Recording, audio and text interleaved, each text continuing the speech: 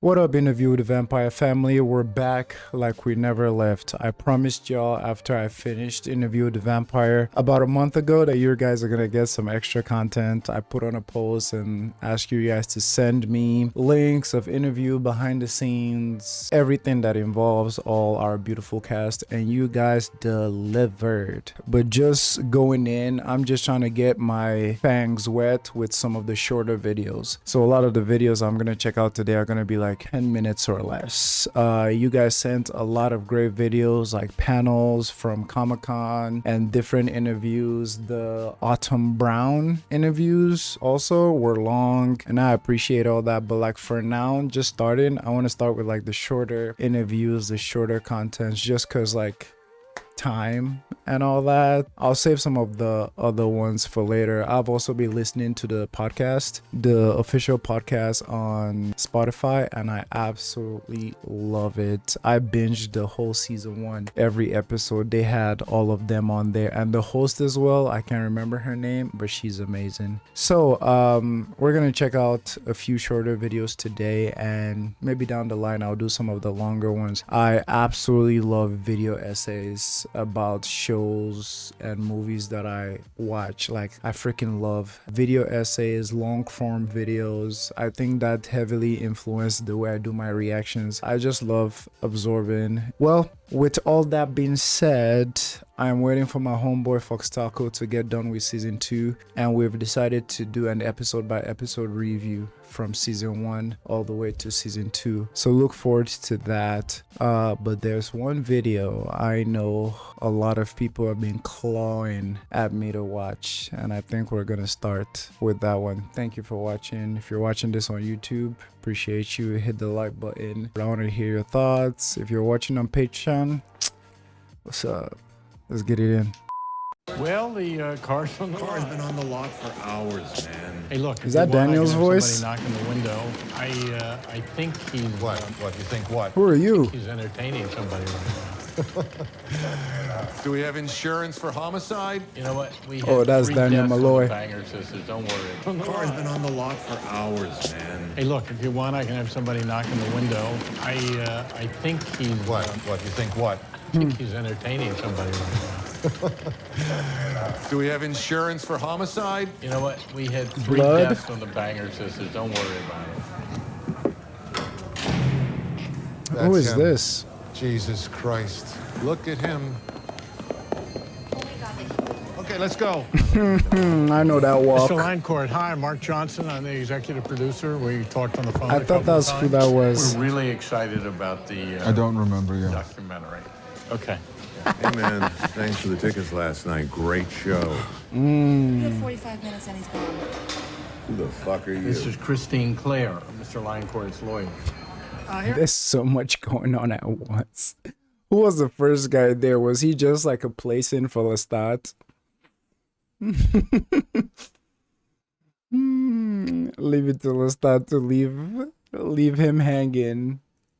Thanks for the tickets last night. Great show. You have 45 minutes and he's gone. Who the fuck are you? This is Christine Clare, Mr. Linecourt's lawyer. His lawyer? Do I look like I need you? Do I look like I need it? There's a goblet on the table. You don't like the goblet? Can we get rid of the goblet, please? Thank you. We need to wire you for sound. I hope you don't mind. The camera we're going to be using is called an Interrotron. I'll be sitting here, but you'll see my face in the camera, like so. Look how he's looking at the staff. Like, how dare you touch me? Okay, this is interesting so far because this does not seem to be anything related to the story. It's almost like Lestat is playing himself in real life. Sorry, Sam Reid is playing Lestat in real life. Drama queen, such a diva. Look at the way he's looking at the crewman like, there's a gauntlet on the table. It's called an Interrotron. I'll be sitting here. Look at You'll see my him. face in the camera, like we're talking to each other, and you don't have to just stare at an empty camera lens. Your sound man is dehydrated. We'll get him some water. Get him some water, please. You can sense his blood. 43 minutes. Shut her the fuck up. Rolling. The vampire Lestat. And action. Okay, we're gonna start. Could you state your name for the camera? Justin Bieber. I see you have my book there. What do you think of...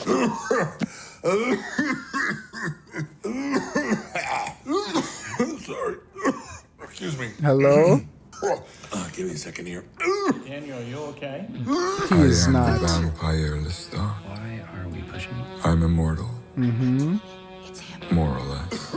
The light of the sun. Somebody get him a glass of water? The sustained heat of an intense fire. Look at that These things gaze. might destroy me, but then again, they might not.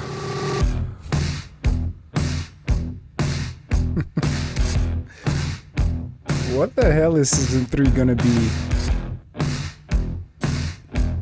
The vampire Lestat returns.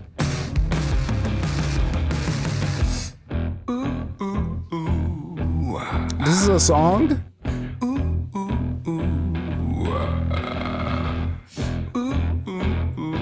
Okay, Sam Reid.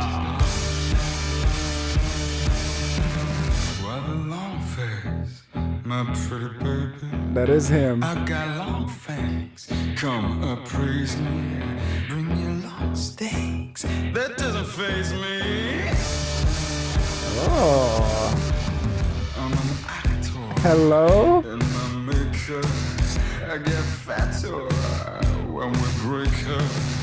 What does it matter who I take her? The range. The range. Another face, another year, another place, another tear. Pick up the pace, rack up the fears. Now I'm having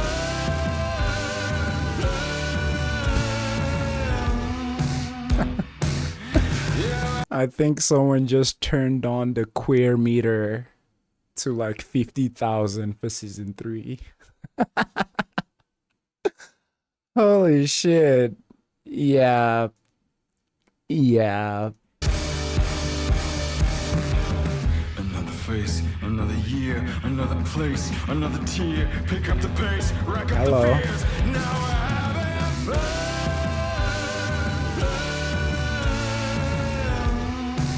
Okay.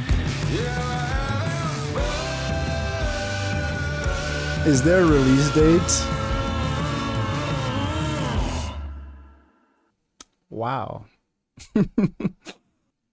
Okay, now I see why you were on my ass like, Frank, just watch it. It's not a freaking spoiler. But I hope we understand why I was skeptical. This is interesting. That first like 30 seconds was just pure chaos. I was wondering who this was, but it was a place in full of stuff.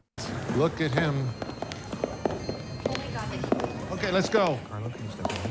Just by the way he walks. Producer, we talked on the phone a couple of times. We're really excited about the I don't remember you. documentary. Okay. Hey, man, thanks for the tickets last night. Great show. You had 45 minutes and he's gone. Who the fuck are you? This is Christine Clare, Mr. Lioncourt's lawyer. The way Daniel said, "Who the fuck are you?" Y'all only have him for 45 minutes. Make it snappy. I think whoever came up with this idea to make this teaser like this is brilliant. You get a little bit, not too much. But at this point, I want to ask so many story questions, because like from where Louis and him had that beautiful moment at the finale of season 2, what happened from then till now? Because back then he was living in a freaking messed up joint in New Orleans. Siri, pause. Oh, Siri, my bad. I was I was trying to be Lestat from the season 2 finale. So I'm very curious to see how he went from that to this. And I'm guessing from what people have told me, season 3 will be Lestat, not anybody's POV, not Louis' POV, not Armand's POV, not Daniel's, not Claudia. Yeah, definitely not Claudia's POV. It'll be just Lestat as Lestat, like raw Lestat, no dream stat, no nothing from what I've heard lately. And I can't be more excited for season 3, honestly. But yeah, finally seen the teaser. He said your crewman is dehydrated. Hair and makeup now. Hi, I'm Tammy. Do I look like I need you?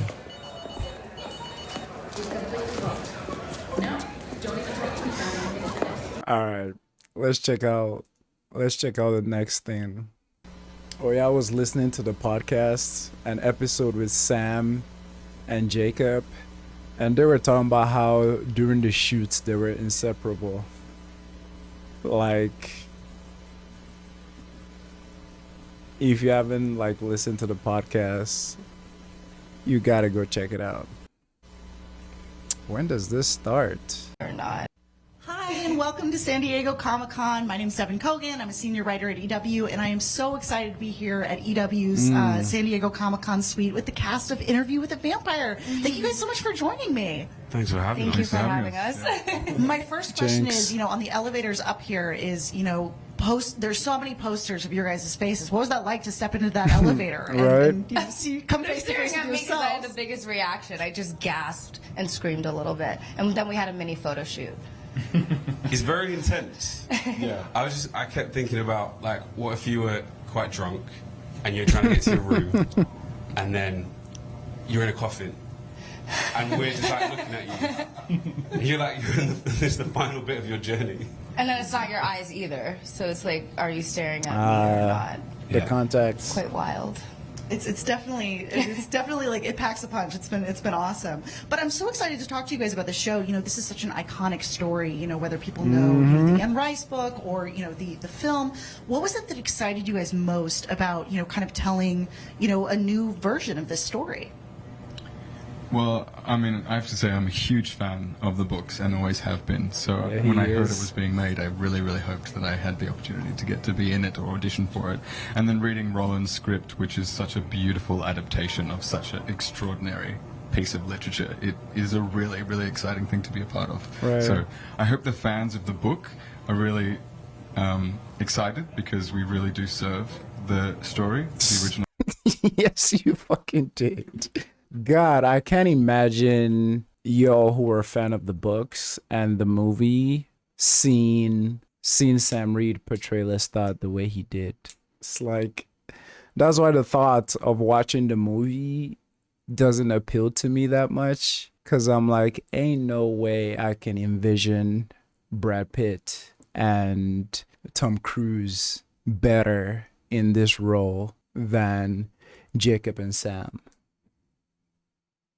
No offense to fans of those people, but it's like all the things that like Roland Jones added to this that were like very not there in the movies and like not as explicit. Couldn't even imagine like the racial dynamic, the queerness that's like heavily focused on here, the acting. Yeah, so it's like watching the movie doesn't, nah. So yeah, I can imagine you guys getting like Sam Reid as Lestat and like shaking the whole place. Story, and we get to bring in more elements because we're looking at all of the books, so it's a very exciting sort of undertaking, really. Yeah, do you feel a sense of pressure, taking on such a story that is so beloved by so many people? Massively. Yeah. Huge amounts of pressure. Huge. The script is so strong that we just knew that this was gold, right? I mean, the respect is in the writing and what a terrific job that Roland did with it. Yeah, it's really exciting. I remember reading the scripts and my eyes were glued to the page, and you just want to read the whole thing as fast as you can, and it's just we really created this world in the essence of Anne Rice. That makes total sense. So yeah, you talked about, reading the scripts for the first time. For you guys, what was your reaction? What stood out to you the most when you sort of really started to dive into the story? I feel like it very much in the spirit of Anne Rice. There's just something just achingly human about it, and it's kind of, I know it sounds like a bit of a cliche, but it's kind of like looking in a mirror. You're seeing things that you almost wish people didn't know about you or hadn't observed about you. And again, it's how I felt reading the books. Like these monsters are so us. Yeah, extremely relatable. Yeah. Facts. It gave me that same feeling when during my reactions, I always say like watching some of their conversations felt like peeking into your neighbor's backyard and hearing them having such a personal fight that like you're like, oh, I shouldn't be here. I shouldn't be hearing this. Everything there feels so real. I see you up to mischief. My cat's going off. Yeah, and it's quite confronting. Well, that it's relatable in the sense of like we have the theme of family and the theme of love. Yeah. So many people will be able to connect to it, and then we have action-packed blood, fangs, different colored eyes. Everything. Well, passion is the essence of it. The blood. Why they fuck over Daniel, man? Give him a good mic. What's going on here, man? Passion and the heat of it, and it just powers everything. And then there's a sort of a sadness underneath it all, and it's the sadness. I think we've captured both. Mm-hmm. The melancholy is part of Anne Rice, and the nostalgia, all of that. For sure, there's something so universal about it. And I'm curious. You mentioned the fangs and some of the contact lenses. Tell me a little bit about putting that on for the first time. If you ever wanted to know what it feels like to be a vampire, then wearing those contacts in particular. We're going to swap out your mic really quick. Eric. He didn't do it. They've been doing some kind of thing in the background here for the last 10 Eric minutes. is the interviewer. This is I was going to say, yeah. I'm so loud it doesn't make a difference. Okay. But it's, like Continue. it was really, for me in particular, it was amazing because I'm talking about memories, and when you wear those contacts, everything feels like a dream. Everything has this kind of glow around it. Oh, Memory fog. A memory. Yeah. memory But in fog. terms of fangs, like, as a kid, I had a little pair of fangs that I used to go everywhere with. And so when we had them made, you had, these things molded to your teeth, and we went through, stages and stages of different types of fangs that would be sent to my house, and I would try them and take a photograph. Do y'all see his ring? This man was born to play Lestat. Are you kidding me? He had fangs as a kid. And send them back. It was literally living like a childhood dream, and I still have them, the fangs. And in fact, they gave us all of our fangs in molded in silver as a gift at the end. Oh, wow. Which is probably my most prized possession that I own. Yeah. I adore them. I adore them. So you guys are all set for Halloween. You got the fangs ready to go. Just when kids come trick or treating, you're like, oh, let me pull out my custom made fangs that are just for me. Not just Halloween, like dinner parties. Yeah, and just casually on the streets. Yeah, I go to sleep in them. I I'm love it. hoping to get my fangs if we get to the next season. I hear that there's possibility for me. It's a dream. It's a dream that I aspire to. You're gonna join the club. Yeah. Well, it was the day before they called me for this. I was thinking, there's one last thing I've never done. I want to be a vampire. And then the next day I had the call for this, which was kind of weird. Wow. That is weird. Isn't that weird? Isn't that weird? I love that. So it has to No, happen. That's it. It has to happen. Come to us. Yeah. Come to us. For sure. And I wanted to talk a little bit about the production design for this show. It is so lavish and beautiful, and the costumes. Tell me a little bit about the first time you guys stepped on set. What was it like to sort of walk into that world? It was quite overwhelming at first. There's so much to say. Yeah. I sort of collapsed when we walked on set for the first time because I was just so overwhelmed by what they had built. It's extraordinary. For me, growing up in Brooklyn, I've always been obsessed with townhouses. And where we live, the vampires live, is in a townhouse. And there was not one detail that was missed. Everywhere you look, it really created this world, which as actors made it easy for us to live in this space. And sometimes, you know, when you shoot, we've all shot lots of stuff, either you're on a real location or you're in a place that's really fake feeling. It's like a couple of walls, and you know you're not in the... But their houses, it's like you walk around in there, it's creepy-ish. Anyway, and then my place, which I don't think anybody even knows about yet, but the Dubai stuff is... I mean, I was there while they were building it, like they're actually building a whole building here for the Dubai stage was huge. Yeah, we snuck onto it, and it was just, it felt like you were actually in a Dubai apartment. They built a penthouse. Yeah. Yeah. It's gorgeous. Crazy. They also built, like, 3 streets of New Orleans in the backlot. So it was this extraordinary, which we used to go in breaks. We'd go and, like, climbing the back of the backlot and, like, climbing up and going to every... They're like two troublemaker friends that always hang together, hang out, do their mischief together.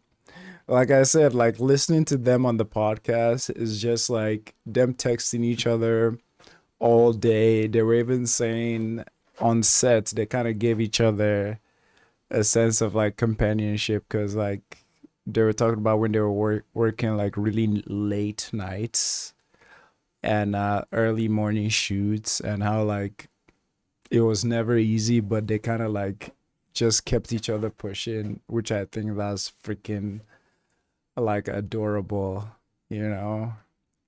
It's always good to see people as their real self, hear all their real like accents, and yeah, they're carrying a lot. Like Jacob Anderson, like convincing New Orleans accent. Lestat with his French. Sam Reid said he had to like learn really fast for auditions and stuff like that. Single balcony and going, should we go to the next one? Do we have time?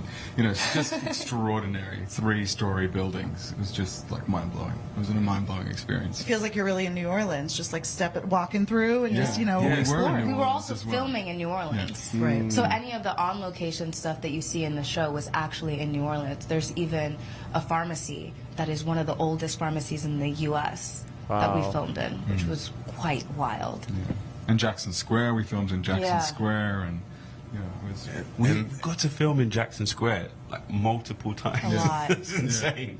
It's so And then the house is filled with all kinds of creepy stuff. Chains that you pull and things turn around and coffins. And the coffins you just go there, you just like, for me, to just sit there and look at those coffins, it's really, really And they're real creepy. coffins too, like when you see it, they're real coffins. I had the most comfortable one.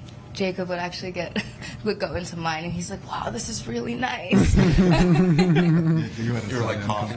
yeah, mine is beautiful. It's my favorite aesthetic coffin, but it just wasn't very comfortable. You don't want a pink coffin? No, I like mine.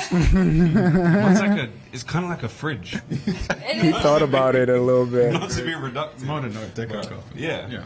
And then as far as beautiful, I mean, Mara is like the greatest designer ever and art director. I don't know what the right term is, but when you're shooting, you're sitting there, you're looking at the environment you're in, and you get kind of like pulled into it because there's so much to look at, and you're like, wow, they thought of everything, all these little details and stuff. It's really, really nice. It really gave us the ability to play. And Claudia being such a loud, powerful character that feels so many emotions, I really got to sit in her room and play with everything in it. I stole, actually, it's a snow globe, and it has a squid inside of it, which is it's really creepy, but so Claudia. So I had to take it home. You're the one that stole it? Because they were like looking for it. You confessed, absolutely. Claudia's room is one of the coolest. I won't say why, but there's that one it's a big particular surprise, feature. Yeah, you'll see. Don't do that with her. You're not allowed to give away stuff. Yeah. TBD. Tune in. Absolutely. All right, great. Well, thank you guys so much for joining me, and thank you all so much for watching at home. And stay tuned to EW.com for more coverage on Interview with the Vampire and for all things San Diego. That's what's up. I love seeing them just as themselves, honestly. Let's check out the next one. TV Insider interview. San Diego. Hey everyone, I'm Damian Holbrook from TV Guide Magazine, and I am coming to you from Comic-Con in the Hollywood branded unbranded lounge, and I am with the cast. Oh, it's the same day. It's the same day. They got the same outfits. God, that must be a long ass day for them. Of AMC's upcoming adaptation of Interview with the Vampire, which I am so excited about because it's really good. And I have some of the vampires, and I also have the interviewer. So first, I'm going to talk to Eric first. Your character, this is not a reboot. This isn't a reimagining. This is almost a continuation of it. How aware of the property were you? Oh, well, I mean, I read the book when it came out in the 70s, and I loved it. I read it cover to cover, I think, in 2 nights, and big fan of vampires. And, you know, when they called me for it, it was like I had just been thinking the day before, I want to be in a vampire thing. And then the phone call came the next day. So, yeah. All right, and now we've got our vampires. Jacob, I got to tell you, there's something languid about your Louis. There's like, it's almost like he's almost just waking up. Yeah. You know, like physically, like, he's like just, but this version of him, he has evolved since the last time we've seen an incarnation of him. He is a different kind of vampire. And at one point he even mentions something about how he feels about himself as a vampire. What kind of leeway were you given to work with this character that is already so embedded in the literature? Right. Well, I think a big part of it was trying to figure out how somebody that has been alive for a century, like, what are all the influences they're bringing in? How many books have they read? How many seminars have they watched? Like, how much YouTube has Louis watched at this point? And yeah, trying to figure out how that manifests in articulation and intelligence. And I think that our Louis, as we meet him in the modern day, is he's kind of at the peak of his knowledge, and that I don't know how much I'm supposed to say. We're very, especially at the end of season 2 too, like, you know, him sitting down and calling out is almost like that's a Louis that is finally like at the peak of, like Jacob said, knowledge, but also content with the fact that he's a vampire finally. You know, no more fogginess. I would not know how to not spoil. I would not know how to like hold myself, because I keep going back to the Spotify interview because that's what's been on my mind, because I've been binging it. But there was this part where Sam Reid was saying something and Jacob had to be like, Sam, relax, I can feel you, I know you're going there, like don't spoil anything. And Sam Reid was like, yep, you're right, thanks. No, we're not spoiling anything. All right. So, and now you and Sam are, you know, Lestat is an iconic character, obviously. The level of intimacy that you two have to establish early on is really impressive. I mean, it is. These two are connected immediately.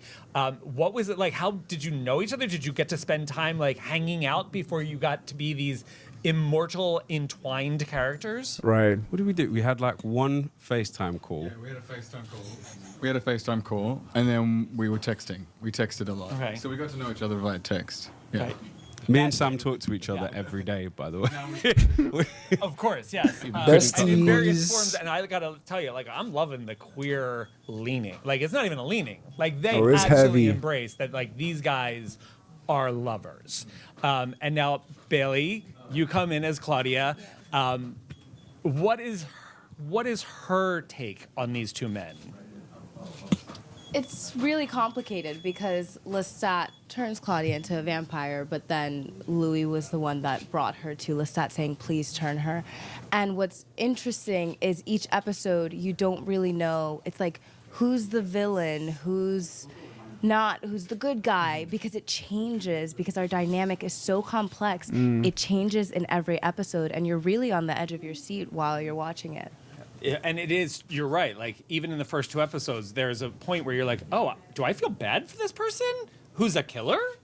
Yeah. We have real emotions that are really human-like, even though we drink blood all the time. Right. Well, and you come back into this world. This is like bizarre reunion that we get, and you guys have these incredible moments of like reconnection and revisiting a story that has been told. But we get so much more out of what your character has been through since we last saw him.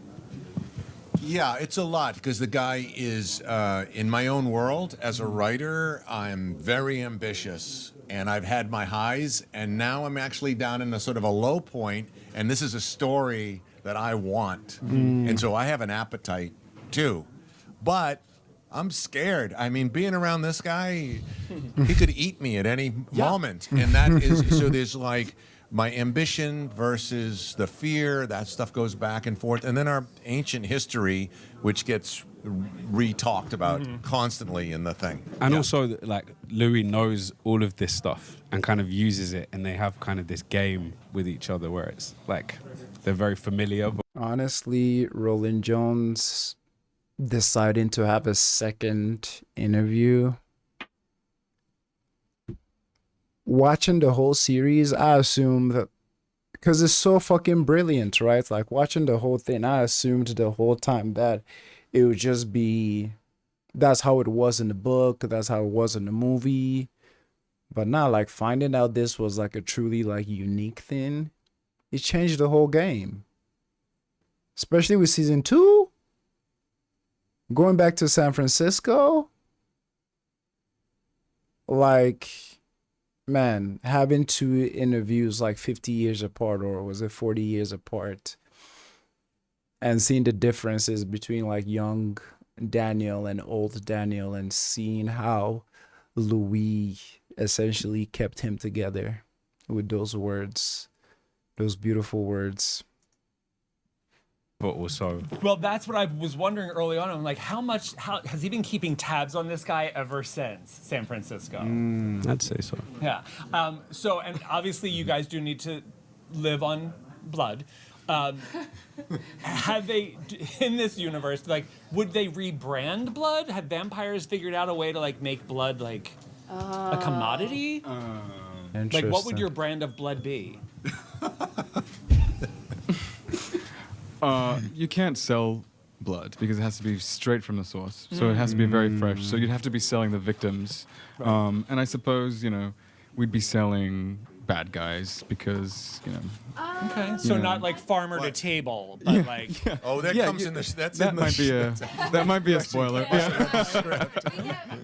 We can't say that, but there's some farm to table moments in the show. Very elaborate. Right, nice. And talk about elaborate. I have to wrap you guys, but the detail. I mean, Anne Rice's novel is filled with so many gorgeous details, and the show has captured so much of that. The visuals of New Orleans and just like the cultural stuff that they cover in the first episodes is fascinating because it's almost things that we never got to see enacted on screen before. So you guys are like, I cannot tell you how excited I am for the show. So you guys do not miss Interview with the Vampire on AMC. Thank you guys so much. Thank you. I love that. Let's pick something that's a little different because most of them are interviews. Let's pick something that's a little different. Oh, this one has Roland Jones. Oh yeah, this has Armand. Oh, Claudia and Lestat. Fuck it, let's go there. Lestat and the spirit of Lestat is about to take over the show. That's already taken over, Robin.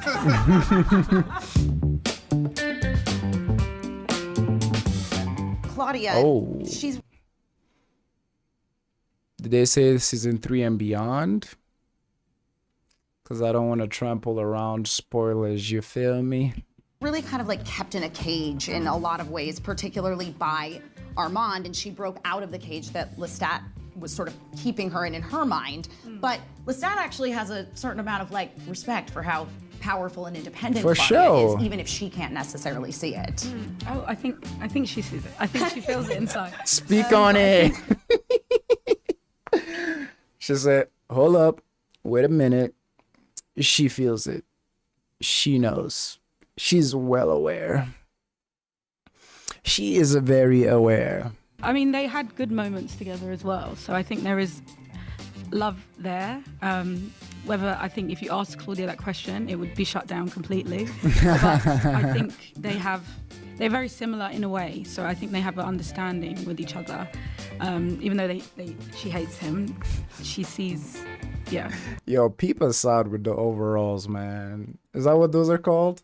It made me remember this scene from season 2, man, where Louis step into the theater and be like, hey, face down, ass up in the coffin.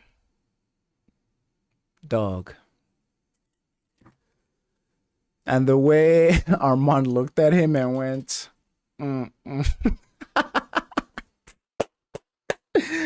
If y'all have seen my reaction, you know what I'm talking about. My jaw was under this table, like it dropped. Ugh, St. Claudia, man. Anytime I see Delaney, is her name Delaney? Anytime I see her face, man, I'm like, oof. Claudia is my motherfucking coven, bro. Forever. Even though she hates him, she sees, yeah, herself in him. Yeah. And they have a lot of similarities. No, but like this is my opinion. Ask Claudia this, it's a no completely. Right. But yeah, I think, yeah, they have a lot of similarities and lots of love, but it's overcast by their hatred for each other. Yeah. I mean, they're family. Yeah. You know, they are family, and that is a very specific bond. You know, everyone has crazy relationships with them, and whether you know, these are the people you're stuck with for life. Even if you hate them, they're your family. And it's complex, but you know, I think Lestat totally misunderstood Claudia, and he undermined her, and he didn't see how incredible she was until she showed him. And I think once he saw that, there was a lot of love and pride. But he is, you know, vengeful, proud, vain, complex monster. You know what I mean? And so he, you know, it takes a lot for him to kind of come around to it. And but yeah, I think definitely even in the trial, I think he's looking at it going, look at that beautiful creature. Like, look what I did. Yeah. Look at that. Look at that. Yeah. But he's also like, look, like, you know, like that's part, you know, that's my family. Yeah.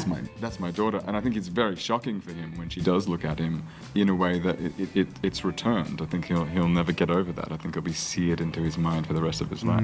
You know, it's interesting because Claudia is Lestat's fledgling and Armand has very turbulent history with Lestat and feelings towards that, and there's, I think, a lot of that does bleed through into Claudia and into how he perceives Claudia as well. I think there's some respect there as well because of her age and because Armand, the similarities that they have in terms of what it means to be turned so young and go through that, and so he recognizes some of that in Claudia, and I think respects it. But yeah, what the overriding thing is, she's in the way of the one thing that makes me happy, and she needs to go. One of the things the show does. Assad, what the fuck?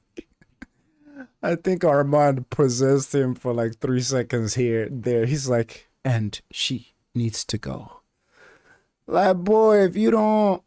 One thing that makes me happy, and she needs to go. One of the things the show does so well is that idea of the unreliable narrator. So can you talk about like the complexity of crafting that feeling? Yeah. It starts with Anne. Yep. Anne was doing it. Yep. And we, you know, probably adrenalized it a little bit. You know, I'm of the opinion that on the Armand version of events, there was an agenda there, and if he was telling that to somebody else other than Daniel Malloy, that might have been different too. Oh yeah. And that there's probably a percentage in my head of what I think Louis got right about Lestat.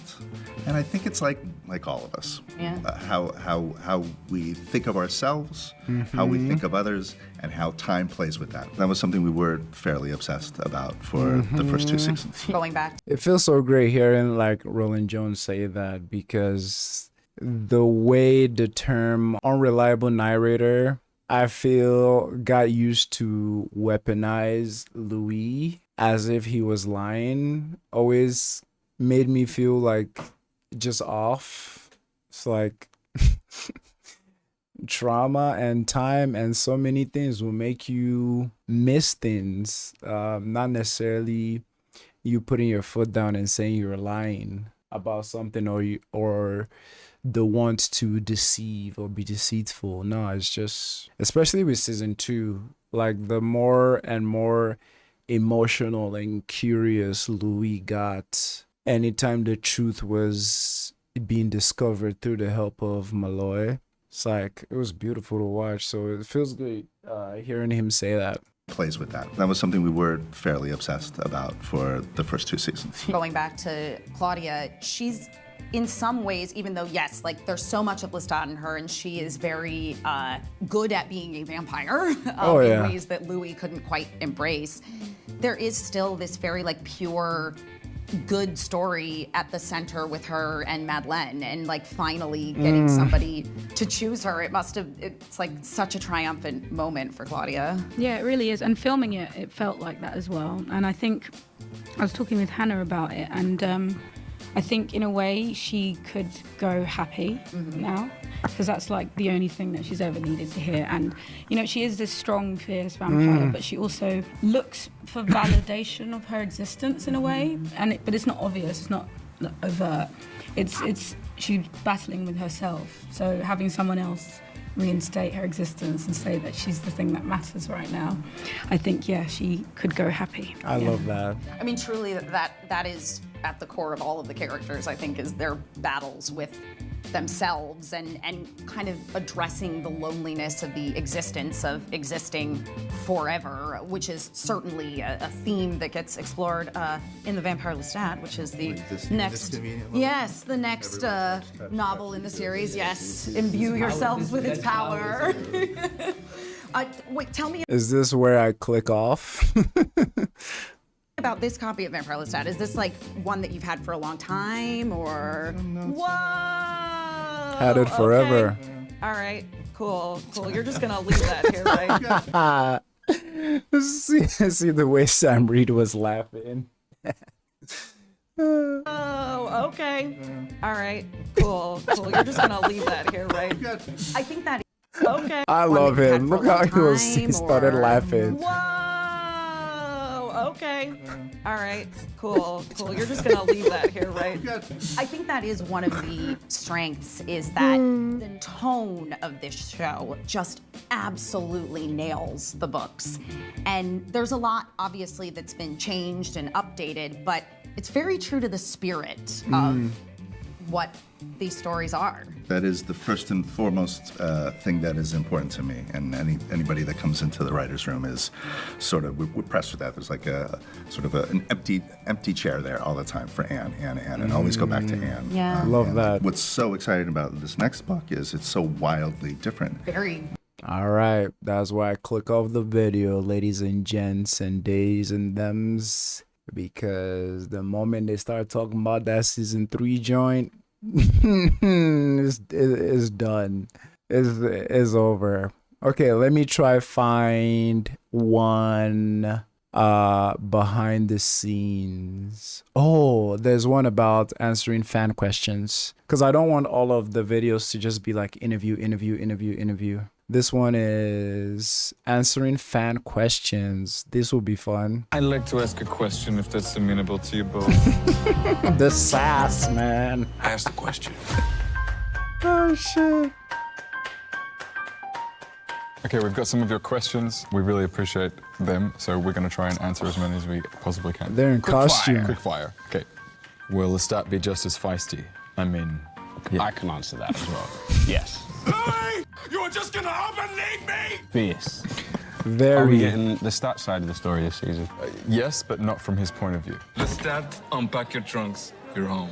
Honestly, anytime I think back to like early, I wanted to say early season 1 Lestat, but essentially early episode 1 Lestat, before all the came into place. There's just this sweet feeling of like nostalgia and like happiness, because that Lestat that Louis was like initially like just madly in love with, and they had the whole scene with Lily and they were floating and it's like good stuff, you know. And obviously throughout season 1 and season 2, like we see bits and pieces of it of before all the problems came thick and heavy, you know what I'm saying? Who'll be wearing the most fabulous outfit of the season? My favorite is one of Claudia's outfits. Yes, Claudia's very well dressed this season. Armand is quite a snazzy dresser too. Yeah. They all put it on. Snazzy dresser. They all put it on. His outfits. Yes, Claudia's very well dressed this season. Armand is quite a snazzy dresser too. Yeah. Snazzy dresser. Snazzy dresser. Look at them. They're Will the we be getting same. glimpses of Armand's backstory in season 2? Yes. You've only heard half the stories. We got Killer and Dr. Reid in season 1. Will we get more cameos from other books in season 2? Oh? Yes. Of course. Hey, Doc, did you know there's a flying vampire apocalypse coming your way? Will we be getting episodes from people other than Louis' point of view, like we did with Claudia's episode in season 1? Why would you want to? You're not my type, I like a fuller figure. Stop. Oh, brother. But yes. Yes. Can you describe for us any deleted scenes that didn't make it into season 1? Oh? Yes. There's one bit where I jumped over a balcony like Batman, and it was one of the coolest moments of my life, and they didn't use it. Yeah, that's after you said, and you're always going to be alone. That's why you're always going to be alone. And then you jumped over the balcony. And I think it was probably just a bit too cool for like what had happened. That would have been killer, man. But yes, that's a good point. Him doing a freaking jump off like Batman right after dropping one of his coldest, most ruthless lines to Lestat. Yeah, the switch would have been a bit too Marvel superhero-ish. Jumped over the balcony. And I think it was probably just a bit too cool for like what had happened. Why do you did though? What quote from season 1 will be the most important of season 2? Oh. Memory's a monster. Yeah. Most deaf. Memory is a monster. We forget. It doesn't. And for the rest, you'll just have to wait until season 2. Look at them. And isn't it the most amazing thing ever where you come into a job and you like meet a freaking like lifelong friend? You know what I'm saying? It's like some of our closest companions or like just friends we have. We probably met them in class or at work or randomly at a coffee shop or something. It's like, you love those moments. All right, let's do one more of Sam answering fan questions. And then we'll wrap this up for today. I'm Reid. They have given me a computer with your questions, and I am going to answer them. Please do. Okay, so this one's from Kla. I'm sorry if I pronounced your name wrong. Kla? Would you accept the dark gift? No, Kla, I would not. Al, you had a friend. It's a nice name. And if you had to interview one of the vampires on the show, which would it be?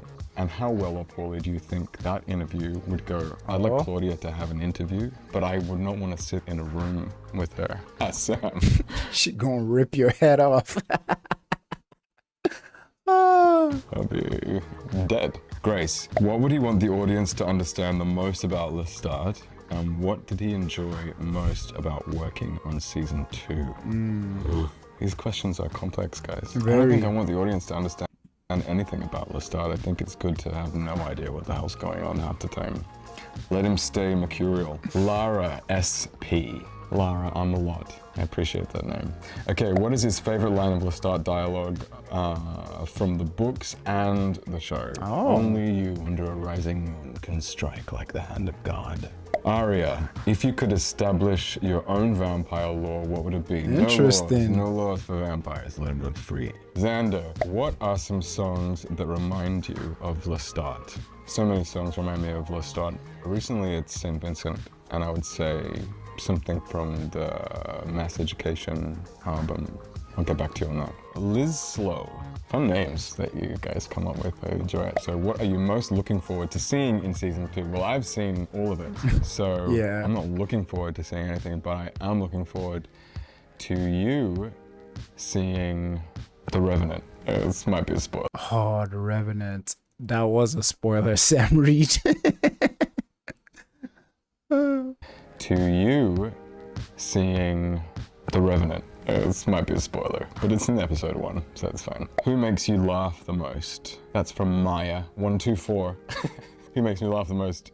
Jacob. Obviously. Freddie, steady, go. Milk or Milo in the glass first? Milo. Always Milo in the glass, and a tiny little bit of milk, and then you fill it up with the rest of the milk. You gotta make the Milo into like a paste, and then you fill the What's rest. Milo? If you want, you get a little sprinkle of Milo on top of it. Only one way What the heck is Milo? to make Milo, in my opinion. So Brenna Hernandez says, what's your go-to karaoke song? Pearl Jam. Well, I would probably sit there and sing the entirety of 10. So XX Kira Littlewood, XX4. Favorite film growing up? Growing up, my favorite film. I love The Labyrinth. I really loved that movie. And then when I got older, I liked The Shining. I really liked that movie. Yet No to see context, that. Lestat, hello.